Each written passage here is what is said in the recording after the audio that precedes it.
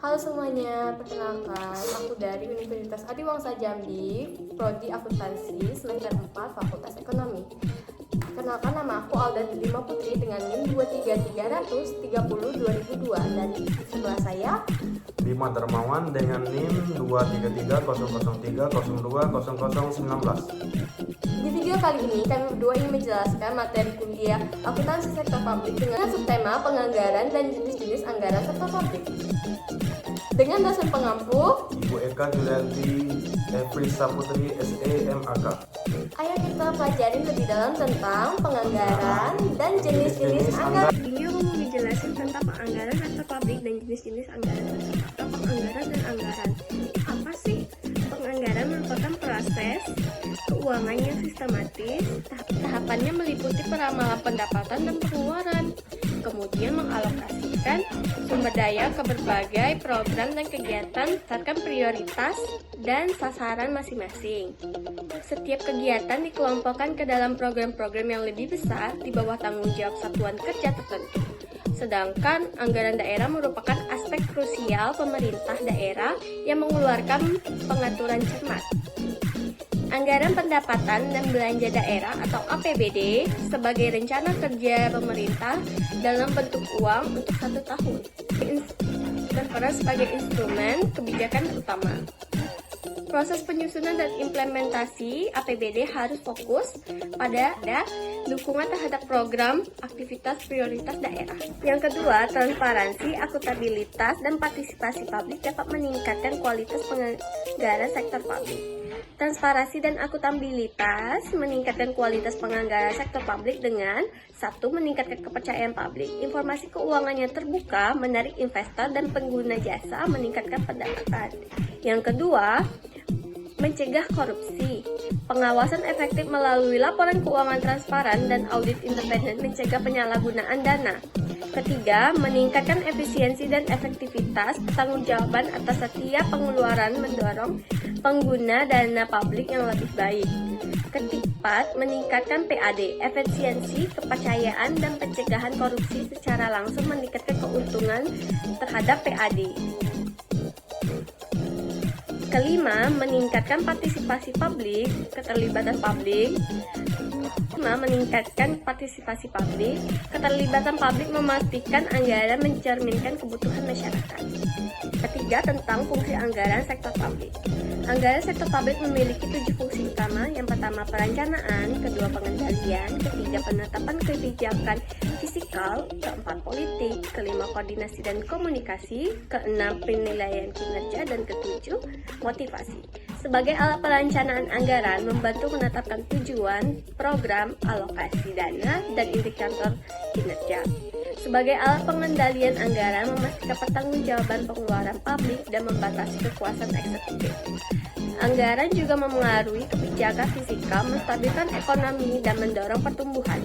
Proses anggaran melibatkan aspek politik, membutuhkan negosiasi kesepakatan antar lembaga.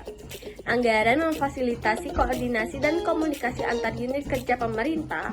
Terakhir, anggaran digunakan untuk menilai kinerja eksekutif dan memotivasi pegawai dengan menetapkan target yang menantang namun realistis. Yang keempat, tentang karakteristik anggaran sektor publik.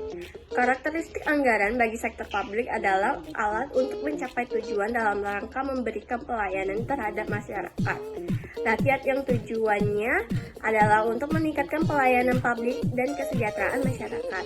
Berdasarkan definisi di atas, tujuan dari penganggaran sektor publik, maka anggaran sektor publik memiliki karakteristik sebagai berikut.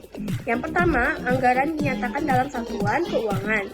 Kedua, anggaran umumnya mencakup jangka waktu tertentu, 1 atau beberapa tahun, jangka pendek, menengah, atau panjang. Ketiga, anggaran berisi komitmen dan kesanggupan manajemen untuk mencapai sasaran yang ditetapkan. Keempat, usulan anggaran ditelaah dan disetujui oleh pihak berwenang yang lebih tinggi dari penyusunan anggaran. Kelima, sekali disusun, anggaran hanya dapat diubah dalam kondisi tertentu. Publik. Anggaran sektor publik punya peranan yang sangat penting dalam menjalankan fungsi pemerintah. Berikut ini adalah prinsip utama dalam penyusunan anggaran sektor publik. Yang pertama, otorisasi oleh legislatif. Anggaran publik harus mendapatkan otorisasi dari legislatif sebelum eksekutif dapat menggunakan anggaran tersebut. Yang kedua, transparansi atau menyeluruh. Anggaran harus menunjukkan semua penerimaan dan pengeluaran pemerintah. Oleh karena itu, adanya dana non-budgetir pada dasarnya menyalahi prinsip anggaran yang bersifat konvergensi. Ketiga, kebutuhan anggaran. Semua penerimaan dan pengeluaran pemerintah tercakup dalam dana umum. Yang keempat, non-discretionary appropriation. Jumlah yang disetujui oleh Dewan Legislatif harus dimanfaatkan secara ekonomis, efisiensi, dan efektif. Yang kelima, periode. Anggaran merupakan suatu proses periodik, dapat bersifat tahunan atau multitahunan. Yang keenam, akurat. Estimasi anggaran hendaknya tidak memasukkan cadangan yang tersembunyi atau hidden measure yang dapat menyebabkan terjadinya pemborosan dan ketidakefisienan anggaran, serta dapat mengakibatkan munculnya understatement pendapatan dan overstatement pengeluaran. Yang ketujuh, jelas. Anggaran hendaknya sederhana, dapat dipahami oleh masyarakat, dan tidak membingungkan. Yang terakhir, transparan. Anggaran harus diinformasikan kepada masyarakat luas. Adapun jenis-jenis anggaran sektor publik meliputi anggaran tradisional atau line item budgeting. Metode sederhana yang berfokus pada pengeluaran berdasarkan pos-pos anggaran, namun kurang memperhatikan efisiensi dan efektivitas.